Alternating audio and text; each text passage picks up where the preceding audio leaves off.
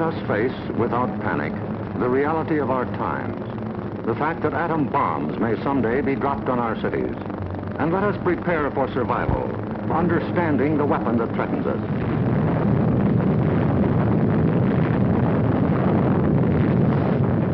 An atom bomb destroys or injures in three ways: by blast, heat, and radioactivity.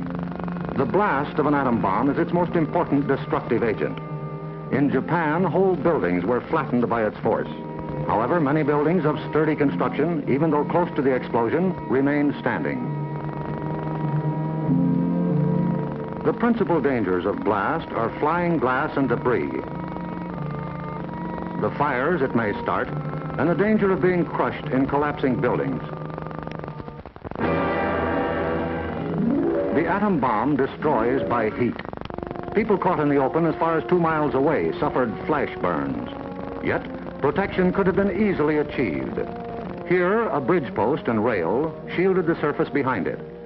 Any solid material afforded similar protection.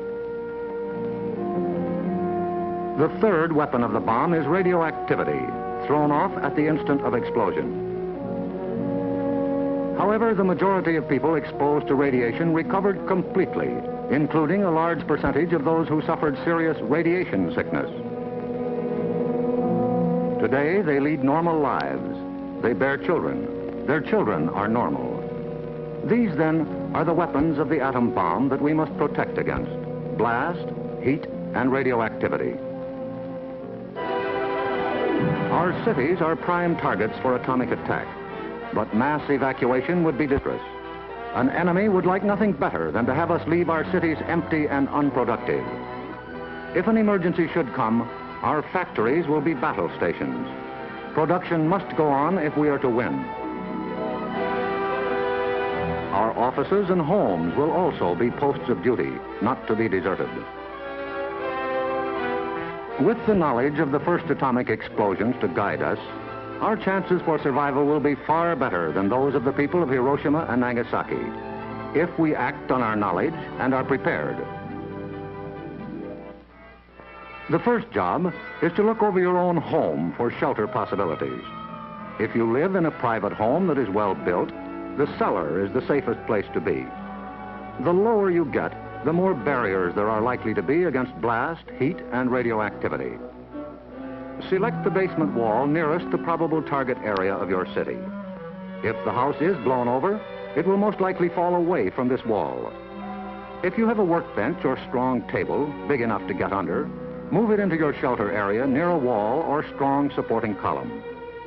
If the time comes when you actually have to take shelter, lie under the table.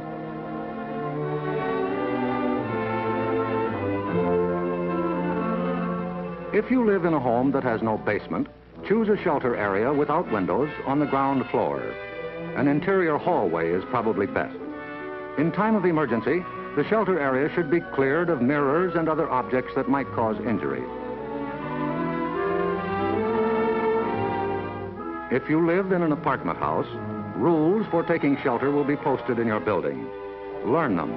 Also, learn the location of public shelters in areas where you work or frequently visit. There are many things you can begin doing right now. Fireproof housekeeping is one, so clean up that attic.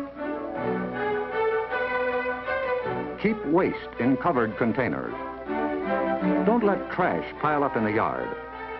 Set aside a small supply of canned goods. They're safe from radioactivity. Have a good flashlight on hand. Electric lights may go out.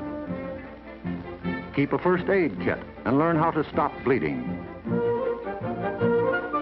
Make a habit of keeping a bottle of fresh water handy. A radio will be important for receiving vital instructions. Finally, prepare the shelter area and collect all necessary shelter equipment.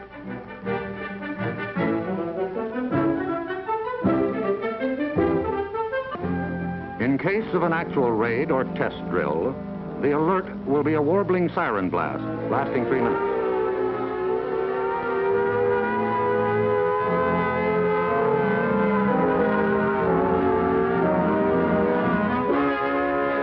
Once you hear this, act fast.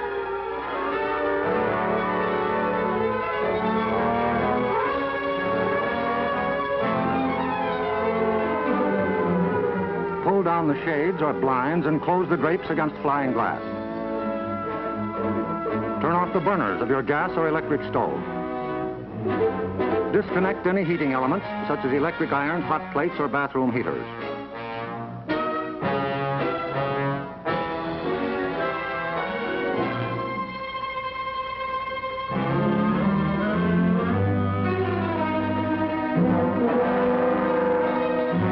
Close all outside doors, but leave them unlocked. Turn off the gas or oil burners.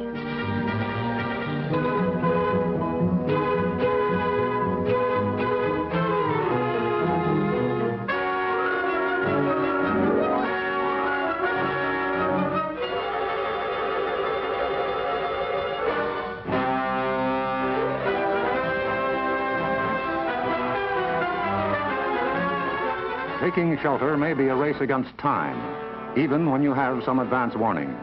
But possibly, there may be no time. An attack could come without warning. The sky would suddenly light up. If a doorway is right at hand, use it. If the nearest shelter is more than a couple of steps away, fall to the ground immediately.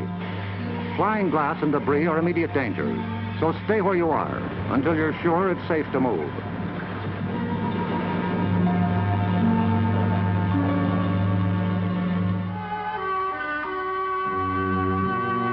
If you are at home when a surprise attack occurs, crawl beneath a table if it is very near, or drop to the floor with your back to the window.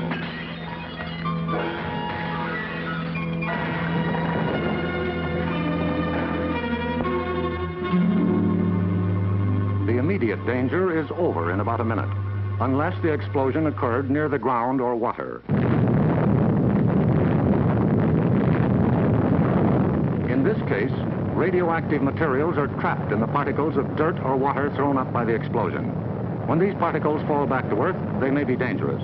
So get indoors immediately after a ground-level explosion. Cover broken windows against radioactive dust with blankets or cardboard.